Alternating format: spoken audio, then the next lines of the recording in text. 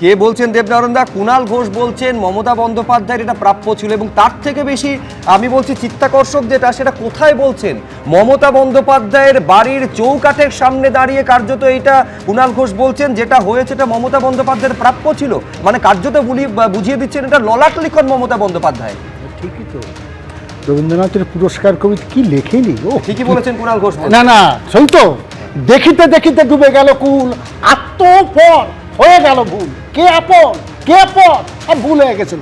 এর জন্যই এই তো বললো তাপস বাবুকে ছাড়তে হয়েছিল, কুণাল বাবুকে সাসপেন্ড করা হয়েছিল। আজকে কি হচ্ছে? আত্মপর হয়ে গেল ভুল। না না, আমি বলছি আমি বলছি সুদীপ বন্দ্যোপাধ্যায় মমতা বন্দ্যোপাধ্যায়ের ঘনিষ্ঠতম বৃত্তে যদি কয়েকজন থাকেন তার মধ্যে অন্যতম।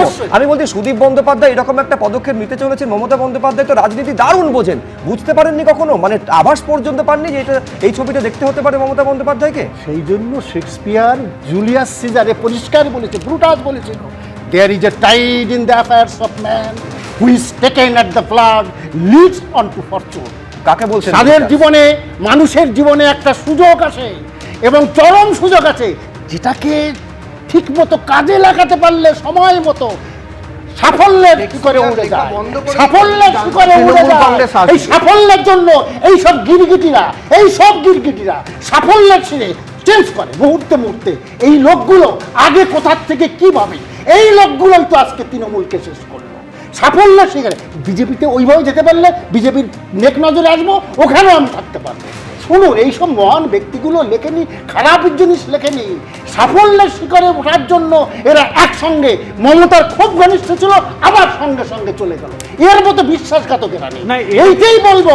না না, আজকে আমি এই যে আমি একটা বিষয় খুব স্পষ্ট করে দিই, সেটা হচ্ছে এই যে ধরুন প্রায় 20 জন বিদ্রোহী ব্লক তৈরি করছেন, দেখবেন বেশিরভাগ তারা কিন্তু একেবারে সরাসরি আক্রমণ করছেন অভিষেক বন্দ্যোপাধ্যায় এবং তার ঔদ্ধত্যের জন্য। অনুব্রত মণ্ডল, আমরা গতকালও দর্শকদের দেখিয়েছি, অনুব্রত মণ্ডল তো একদম প্রথম দিনকার আমি বলছি মমতা বন্দ্যোপাধ্যায়ের পথ চলার সঙ্গী। তিনি বলছেন অভিষেক বন্দ্যোপাধ্যায় বলে দিচ্ছে যে রাজনীতিটা কিভাবে করতে হবে। আমি এই রকম একটা ছবি দর্শকদের দেখতে, আমি বলছি তৃণমূল কংগ্রেসকে দেখতে হচ্ছে। হ্যাঁ, কেন এরা টিকিট নেওয়ার জন্য হাত পেতেছিল? আজকে লজ্জা করে না? কেন গেছিলি? কেন টিকিট নিয়ে আজকে বলছে অভিষেক আমি চাই না? আজকে আমি জিতে আমি বলছি তোমার কাছে আমরা চাই না। লজ্জা করে না? লজ্জা করা উচিত। না না, মমতা ব্যানার্জি চিনতে পারেন, তখন হাত ধরে পা ধরে টিকিট নিয়ে যেতে হয়েছিল।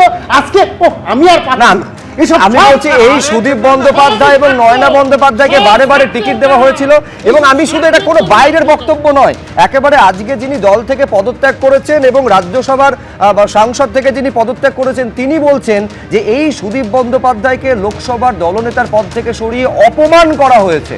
আমি পরপর আপনাদের সামনে রাখবো, একদিকে সজল ঘোষ তিনি কি বলছেন এবং দেবাংশু ভট্টাচার্য তিনিই বা কি বলছেন, পরপর দেখুন। সুদীপ বন্দ্যোপাধ্যায় বিজেপি করবে কিনা আমি জানি না, বিজেপি করবে, বিজেপি তাকে নেবে বলে আমার মনে হচ্ছে না। বিজেপিরও সমর্থন দরকার দেশ চালাতে গেলে, দেশের স্বার্থে। আমার ব্যক্তি যে রাগ যন্ত্রণা অভিমানের কোনো জায়গা নেই, আমি একজন পার্টির ওয়ার্কার। তবে জনতা সুদীপকে ঘৃণা করে, এই দাদা বৌদি পরিবারকে জনতা ঘৃণা করে। আমি ভাবি যে মানুষের লোভ কত মানে দীর্ঘমেয়াদী হয়, আজীবন থাকবো। আচ্ছা, বউ তো কমসে কম 5টা বছর থাকবে, যে যাই করুক না কেন 5টা বছর তো উনি থাকবেন, তাও এত লোভ।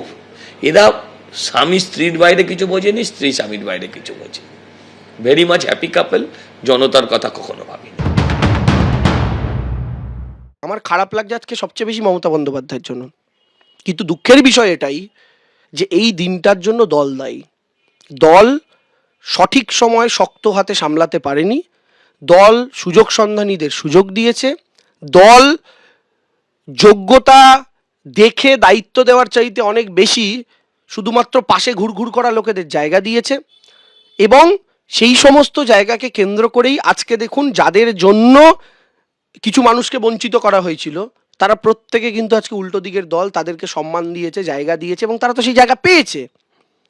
তাপস রায় এত বছর তৃণমূল করে যে জায়গা পাননি, আজকে তাপসদা 2 বছর বিজেপি করে তো তার চেয়ে বেটার জায়গা পেয়েছেন। তৃণমূল পুনরায় ক্ষমতা এলে তাপসদা যদি দল না ছাড়তো, তাপসদা শিল্পমন্ত্রী হল, একটা মন্ত্রীও করতো দল, তখন এই সুদীপ ব্যানার্জি আটকাতেন। আবার যদি দল পুনরায় ক্ষমতায় আসতো। সজল ঘোষ কে একটা সামান্য কাউন্সিলর টিকিট পেতে দেয়নি, কে পেতে দেয়নি? এইটাই মানুষটাই। এ আজকে শুনছি বিরোধী ব্লকের নেতা হবে। যদি কোনোদিন তৃণমূল কংগ্রেস আবার ফেরত আসে, তখন এই মানুষগুলোই আবার রাজত্ব করবেন, এই মানুষগুলোই আবার গিয়ে ক্ষমা চেয়ে নেবেন এবং এদেরকে ক্ষমাও করে দেওয়া হবে। এবং আজকে যে কর্মীরা লড়াই করছেন সেই কর্মীদের এদের নামে জিন্দাবাদ বলি এদের হয়ে ভোট করাতে হবে। এবিপি আনন্দ, এগিয়ে থাকে, এগিয়ে রাখে।